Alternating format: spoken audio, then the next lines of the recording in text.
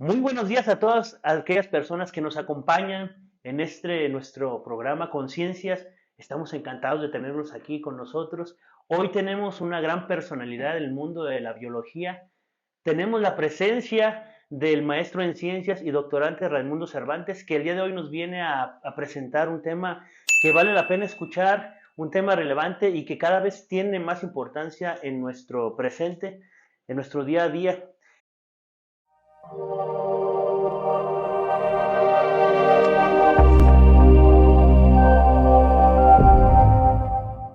El tema de hoy que les presentamos con mucho gusto y que él nos viene a compartir es los fantasmas de la biodiversidad.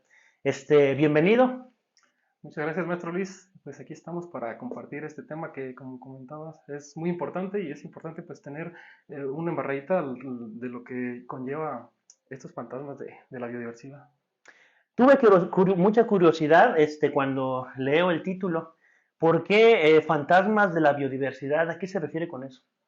Hace más que nada alusión pues a aquellos seres que ya no están aquí y cuando hablamos de manera haciendo apología a fantasmas de la diversidad, pues justamente aquellos seres o formas de vida que ya no están en este planeta, hablando a nivel de especies que por razones o circunstancias de la propia existencia de nuestro planeta, pues han dejado de existir.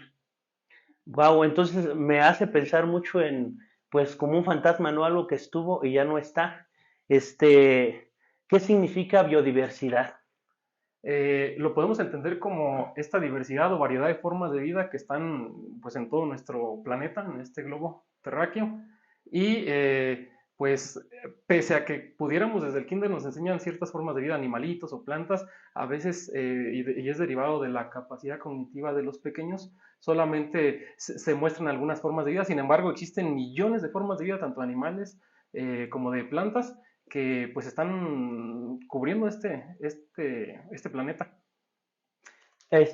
Me hace pensar mucho en un tema a nivel global, mundial.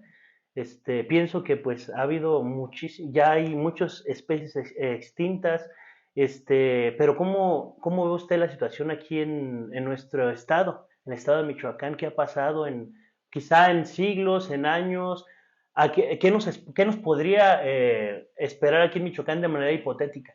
Sí, quisiera más bien primero comenzar compartiendo que la pérdida de la biodiversidad no es un fenómeno actual que se esté dando ahorita, como bien lo comentas, que sí tenemos ese problema en todo el mundo, también en México no es la excepción y Michoacán no es tampoco la excepción. Pero más bien quisiera retrasarme o regresarme unos pasitos atrás, unos millones de años atrás, y es que realmente las extinciones de formas de vida es un fenómeno que se ha dado durante millones de años. Ahorita por aquí les voy a compartir unas gráficas que nos van a estar viendo por ahí en pantalla. Se tiene registro más o menos, o lo que se... Bueno, la pérdida ha sido gradual, pero sí hay momentos en la historia de la vida de la Tierra que se tienen al menos contadas 5 extinciones masivas, esta pérdida de la biodiversidad, y en la actualidad algunos expertos sugieren o comentan que existe la número 6, la sexta extinción masiva, y ahorita compartimos cuál es el origen de esta extinción masiva. La primera, pues me gustaría compartirte que es esta la que se conoce como la extinción del ordovícico, y en ese momento se perdió, o se dice, entre el 60 y 70% de las especies que existían en nuestro planeta. Luego existe una recuperación, pasamos otros 100 millones de años, y en el Devónico surge otra extinción. La primera, la que comentamos anteriormente, el ordovícico, pues se sugiere por una de las cuestiones que hubo para esta extinción, además de otros factores, pues fue una de los factores que involucra lo que fue esta extinción masiva en el ordovícico, principalmente fueron periodos glaciares muy cortos, es, por así decirlo, un enfriamiento, calentamiento así, pero muy, muy cortito de la Tierra, y eso ocasionó de una otra manera que las condiciones ambientales pues tuvieran algunas alteraciones que evitaran el crecimiento de algunas poblaciones de animales, y derivado de eso algunas poblaciones, pues, algunas especies dejaran de existir. Pero el motivo, por ejemplo, de la que comentaba la número 2, que era del Devónico, esta más bien hace caso a detalles o tenemos evidencia de algunos asteroides que pudieron haber ocasionado la extinción y se cuenta que casi el 80% de las especies que existían en ese momento, más o menos estamos hablando de 350, 375 millones de años, pues desaparecieron. Nos quedábamos solamente con el 20% de las que existían y pues es una pérdida de la biodiversidad también muy, muy grande. Luego, posteriormente, tenemos una tercera, que es en el Pérmico, y ahí más o menos desaparece el 95% de las especies que existían, o sea, fue una extinción bastante masiva. Y aquí viene más bien acompañada de vulcanismos y también algunos agentes externos al planeta, como algunos asteroides. Luego, por ahí tenemos hace 200 millones de años lo que se conoce como el Triásico, que también va acompañada de algunos cambios en nuestro planeta y ahí más o menos también se pierde lo que es entre el 70 y el 100% de las especies. Y bueno, viene por último la quinta, que es la que nos es más famosa, que es hace 65 millones de años aproximadamente, 66 dependiendo de la fuente, que es en el Cretácico o a finales del Cretácico, que es lo que cierra la era de los dinosaurios. Y aquí más o menos se pierde lo que es el 75% de la biodiversidad que había en ese momento. Y la última que estamos viviendo actualmente, bueno, es bien conocida, la que les mencionaba recientemente, por un asteroide que llega y no es tanto que el asteroide mate a las formas de vida que existían, sino que el asteroide cambia por completo las condiciones ambientales y eso deriva pues en la extinción y pérdida de muchas formas de vida. Y la actual, la que nos encontramos, que es la extinción, la sexta extinción masiva, que tiene que ver con el impacto humano y ese es el origen principal de lo que se está viviendo. Pero lo que quería compartir con esto es que la pérdida de la biodiversidad es un proceso que se ha estado dando. El problema que tenemos ahora y lo preocupante es que lo hemos acelerado, pero ha sido derivado del impacto de la actividad humana. Eso llamó mucho mi atención, y creo que mencionó hace rato un término que me parece fundamental, que son el medio ambiente, y añadido a esto de la actividad humana. Son alarmantes los datos que nos muestra y cómo pues ha cambiado, ¿no? El ambiente. Sí. Este, ¿Qué es lo que hace el hombre o qué pudiera hacer? Porque al final de cuentas depende de nosotros, de los humanos, el que siga Ujú. o el que se detenga o que cambien las condiciones ambientales. ¿Qué es lo que se hace? ¿Qué se puede hacer? Auxilio.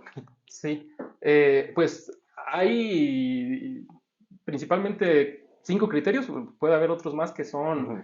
a veces indirectos, pero pudiéramos decir que hay 5. La primera, aquí igual comparto ahorita otra gráfica, la primera, la degradación del hábitat. Tenemos en principio un ambiente que está en equilibrio, por ejemplo, en el que se están relacionando diferentes formas de vida y la propia naturaleza se mantiene.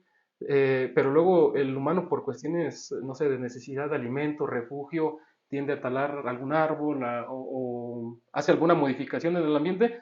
Esa degradación ocasiona que se fragmenten los paisajes, se fragmenten los ecosistemas y pues eventualmente si había capacidad de carga de un cierto número de individuos de alguna especie en un lugar, eso ocasiona que pues, se reduzca el número de individuos. El otro criterio, pues, por ejemplo, es la explotación, en el cual a veces hace un uso indiscriminado de la explotación por algunos recursos, por ejemplo, los pesqueros. A lo mejor luego lo más triste es que no se aprovechan al 100% algunos de estos recursos que se explotan, los maderables también. Entonces, es otra forma en la que el ser humano también tiene como un impacto en los ecosistemas y en las formas de vida. También tenemos lo que son las especies exóticas o invasoras, a veces sin quererlo. Hay especies que no deberían estar en un lugar y por cuestiones del destino o circunstancias están ahí, ya sea por migración accidental. En la actualidad en este mundo globalizado que tenemos, se transportan diferentes mercancías, diferentes productos a todo el globo terráqueo. Entonces, eso ocasiona que a veces sin querer, pues se vayan allá algunos bichitos, algunos organismos que van a llegar a otro lugar, van a tener las condiciones ambientales idóneas para existir. Y el problema que sucede es que pueden llegar a competir mucho mejor que con los ejemplares originarios y esto ocasiona pues recambio de especies, pero de una manera pues, invasiva que no deberían de estar, pero a veces ya están. Aquí en México tenemos algunos ejemplos como la jacaranda, que sí es muy bonita, pero puede llegarse a considerar invasora a veces cuando no se tiene como control y sale de las manchas urbanas.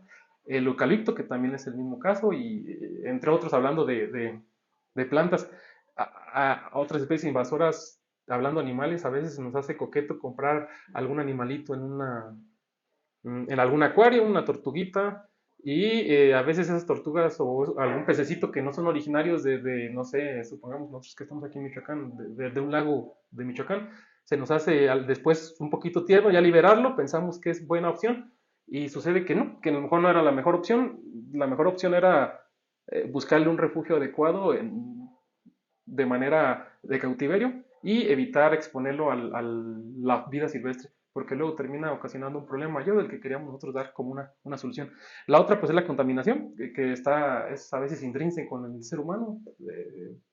Estamos creciendo más las ciudades y de una otra manera la conectividad que tiene una con otra y en general todos los pueblos, pues hace contaminación y finalmente pues el cambio climático que es derivado de lo anterior y muchos otros factores. Entonces, todo esto hace una pérdida de biodiversidad considerable en la actualidad y todo está marcado prácticamente por el impacto del ser humano. Bastante bien, maestro, pues la verdad es que son muy buenos los datos y valdría la pena todos como ciudadanos, desde cada uno, escuelas, instituciones, gobiernos, pues hacer algo por el medio ambiente. Este, valdría la pena, es nuestra casa, entonces tenemos que cuidarlo. ¿Algo más que quiera agregar? Sí, pues bueno, complementando esto de manera global y para regresar ahorita a cómo estamos la situación aquí en nuestro país, sí, también quería a lo mejor compartir otro par de gráficas. Hay algunos atributos que tenemos al momento de poder entender esta biodiversidad. Uno de los primeros atributos es, que conocemos como la riqueza de especies, que es el número de especies que puedan tener un grupo mayor. Por ejemplo, no sé, en los mamíferos a la actualidad se conoce que tenemos una riqueza de especies que rebasa las 6.000 especies. Eso quiere decir que existen 6.000 especies diferentes de mamíferos. Esto es tomando como ejemplo. Y ese tributo es bien importante que luego va acompañado con la densidad, que es el número de individuos que puede llegar a tener una especie. Por ejemplo, sabemos que en la actualidad existen 3 especies de elefantes, un ejemplo, de la India y 2 africanos. Son 3 especies diferentes, pero cada una pues tiene diferente densidad, tiene diferente número de individuos en el lugar donde se encuentra. Y esto va aunado luego a la masa que tienen ellos, que se conoce como biomasa. Esto también nos da un parámetro para ver cómo se está perdiendo toda esta diversidad y que está acompañado ya de la biomasa. Ahorita aquí quiero compartir algunas gráficas que nos representan de manera general aquí todos los reinos de la vida, lo que es el plante, animal y el fungi, que es el de los hongos, los protistas o lo que antes era monera, que ahorita ya es bacteria, arca y virus. ¿Cómo más o menos está la biomasa representada en la actualidad? Este es un estudio del 2018 y tenemos que las plantas son los organismos que presentan mayor biomasa. eh, y esto se habla de lo que son guillatones, que un guillatón es igual a 10 a la X gramos de carbono. O sea, si agarramos las plantas, las secamos un poquito y obtenemos ese carbono, si pudiéramos agarrar todas las plantas del planeta, hacerlas una gran albóndiga, más o menos esta sería la proporción de plantas que tendríamos nosotros a nivel mundial. Y esto es en un cuadrito que está relacionado. Como vemos, después de las plantas, lo que más hay son bacterias. Incluso en la actualidad existen o hay más biomasa de hongos que de animales, como vemos que los animales realmente son pues muy poquitos. Si agarramos a todos los animales del planeta y los hiciéramos toda una albóndiga, son muy poquitos. Y ya cuando nos pasamos al lado de los animales, está relacionado, como yo decía, la biomasa que existe y lo que son la riqueza de especies. Sabemos que en la actualidad los artrópodos, ahí los artrópodos pertenecen los arácnidos, las arañitas, los alacranes, o los insectos, que están todas las hormiguitas, las libélulas, mariposas. Pues más o menos de insectos, por ejemplo, se sabe que existe poco más de 800.000 especies diferentes en nuestro planeta. Y con estas gráficas vemos que en efecto bueno, y es el grupo de organismos que presenta mayor riqueza de especies y también mayor biomasa. Y es algo pues muy interesante, porque yo ahorita me quiero centrar un poquito a mamíferos, que es lo que me ha tocado trabajar un poquito más a mí. Los mamíferos, realmente, los mamíferos silvestres son una pequeñísima parte, como lo vemos en esa gráfica. Existen incluso más humanos que animales mamíferos silvestres en la actualidad. Y Aquí, pues bueno, está otra gráfica que ya habla solamente de lo que son mamíferos.